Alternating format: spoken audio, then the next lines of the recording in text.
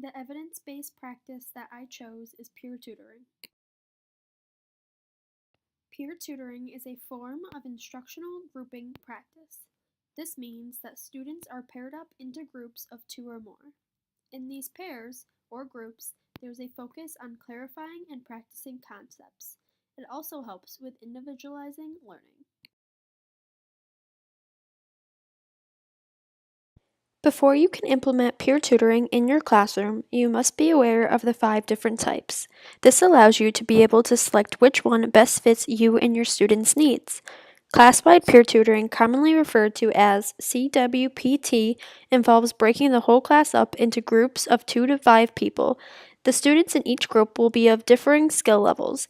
This type of peer tutoring does not have set roles of tutor and tutee, so the roles may either change naturally as needed, or you can set a timer to tell them when to switch. Cross-age peer tutoring is when younger and older students are paired together. This pairing often is of different grade levels. The tutor should always be the older student. This pairing allows the older student to review the material from the younger grades, and the younger student gets to receive extra help. The tutor should also ensure that they are modeling correct behavior and encouraging good learning and study habits. Reciprocal peer tutoring, or RPT, involves breaking students up into groups of 2, 3, or 4. The groups should be formed so higher skilled students are working with lower skilled students. The roles are shared between the students. This form of peer tutoring not only goes over the material but highly utilizes structure, monitoring answers, and evaluating and encouraging peers. Same age tutoring is often used among one grade level but could be combined with students from different classes. The groups could be made based on the same skill level or differing ones. No matter the skill level, the roles of tutor and tutee will be switched between the students.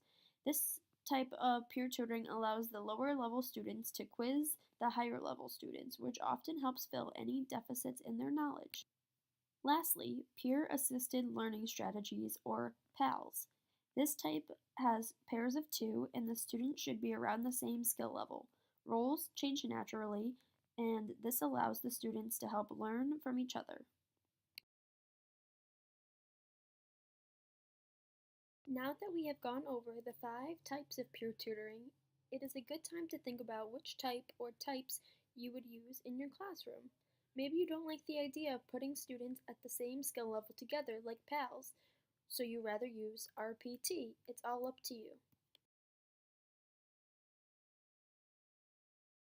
There are many evidence-based practices out there, so why should you use peer tutoring? Well, peer tutoring has many benefits from it. One is that it can improve the academic performance of both the tutor and tutee. It encourages student involvement and interaction with each other. It is not uncommon for adults to tutor students, but this does not allow the cooperative learning that students get from peer tutoring. It can increase the opportunities to respond, which in turn increases student success. It also allows for students to get feedback from a peer, which some students may be more willing to accept. Finally, it can teach the tutor a sense of responsibility because they are responsible for learning the material and then being able to teach it to the tutee. Peer tutoring is used in many classroom settings and is helpful for a range of students. But there are some specific reasons you should incorporate peer tutoring when teaching students with disabilities. First is because it provides extra support, practice, and instruction that the student most likely needs without singling them out or having to take time out of another part of the day to provide this one-on-one instruction.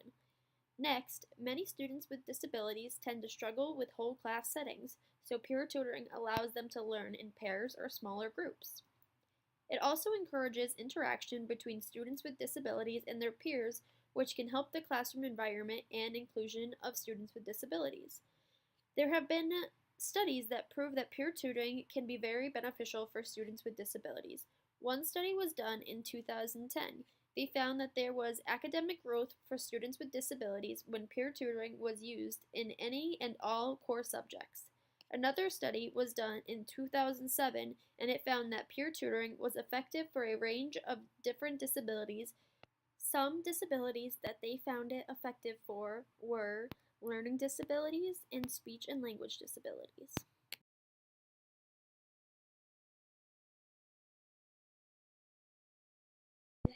Now that you know the benefits of using peer tutoring in general and for students with disabilities, take some time to think about how these benefits could make a difference in your classroom. Maybe you already are a professional teacher in an inclusive setting. Could peer tutoring help with any problems you have run into? If you are not teaching, take this time to consider if you think these benefits could be helpful in your practice one day. Peer tutoring is not just something that you can jump into. There are some things that you need to consider other than which type you want to use. You need to make sure that your students are prepared and responsible enough to peer tutor. Think about how you want to pair the students up and prepare the materials that you will need for the students, but also the materials that you will need to monitor the students' progress.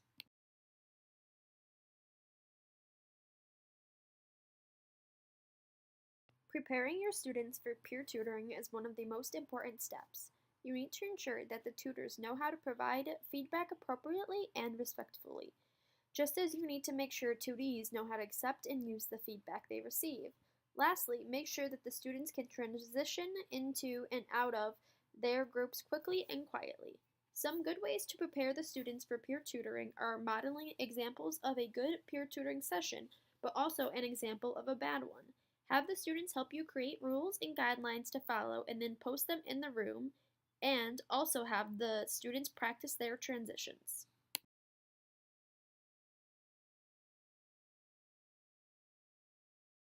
Depending on the type of peer tutoring you decide on, pairing of students can vary widely.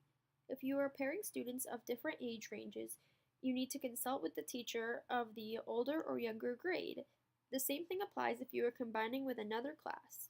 If you are going to pair based on skills, you should create a list listing students from highest level of skill to lowest. This way, you can pair as efficiently as possible. This list can be used to pair lower level students with higher ones and to pair students with similar skill levels. If you are pairing based on content, it is useful to have some type of assessment to go based off of, such as a worksheet or quiz.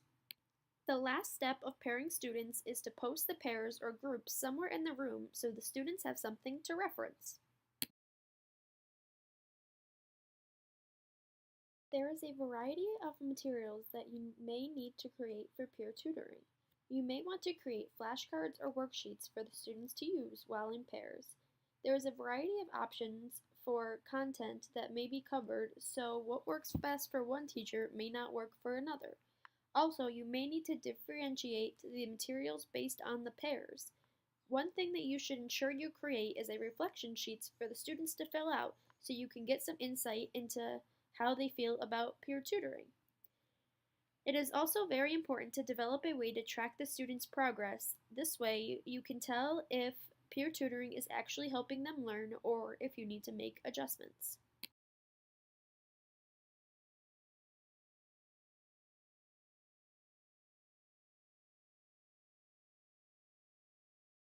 Next, I will go over the steps to implement peer tutoring. With each step, I will go more in depth by using 5th and 6th grade math as an example. The first step is deciding which type of peer tutoring fits to you and your class's needs. For example, a 5th grade teacher wants to use cross-age peer tutoring to help her 5th grade students work on common denominators. She picked this because she thinks it will be a good way to have the 6th graders review common denominators while helping the 5th graders practice and learn the new topic.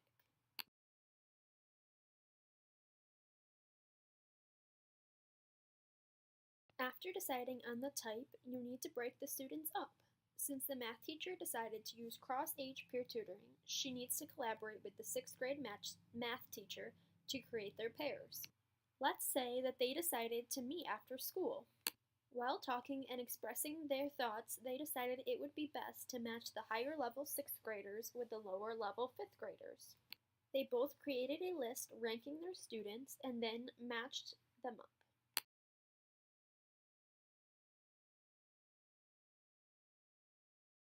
It is now time to inform the students what peer tutoring is and how to effectively do it. Some things that should be covered are social skills, such as taking turns, also how to be respectful and provide and accept feedback. It should also cover how to move into peer tutoring groups quickly and quietly. A good way to carry out this step is to model how a typical session should go and also include a quick tutorial on how to monitor their own and their peers' progress. Both the 5th and 6th grade teachers need to do this with their students. They can either do this together or separately, but should ensure they both are covering the same rules.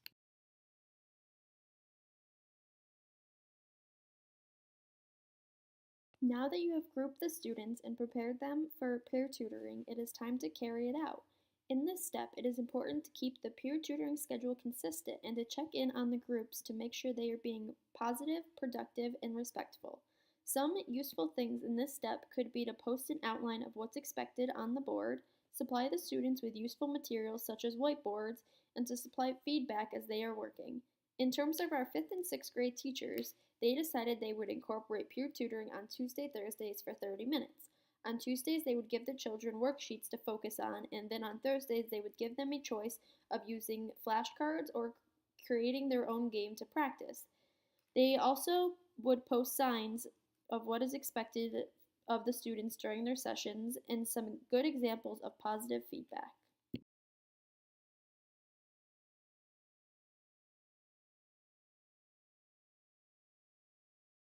The final step is to monitor the students' progress. This has two different parts to it. One part is monitoring the students' interaction and having them do reflection sheets to see how they feel about peer tutoring. The second part is to monitor the students' academic progress to see if peer tutoring is helping them. If it is not, it is important to evaluate and see what needs to be changed. The 5th and 6th grade teachers do this step by giving the students reflection sheets to fill out every Thursday so they can get their thoughts and reflections for that week. They also keep track of the students' academic progress by giving them mini quizzes to see if the grades are improving. To finish, I would like to end with the old quote that states, "To teach is to learn twice," and would like you to think about this and how it relates and supports peer tutoring. Happy teaching!